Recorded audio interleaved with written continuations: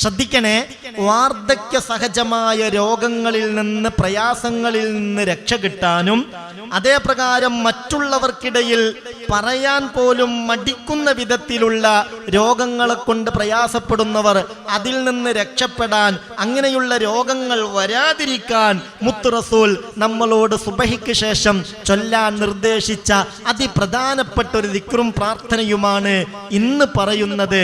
അതെല്ലാവരും ശ്രദ്ധിക്കണം, അത് ജീവിതത്തിന്റെ ഒരു ഭാഗമാക്കി മാറ്റണം.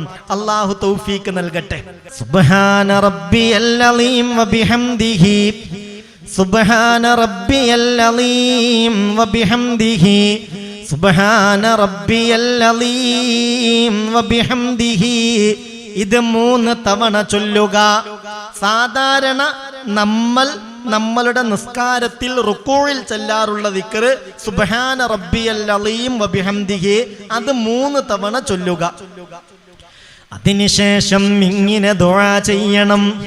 അല്ലാഹുമ്മ ഇന്നി അസ്അലുക മിമ്മാ ഇൻദക വാഫിൽ അലയ്യ മിൻ ഫളലിക വൻശുർ അലയ്യ മിർ റഹ്മതിക വഅൻസിൽ അലയ്യ മിൻ ബറകാതിക.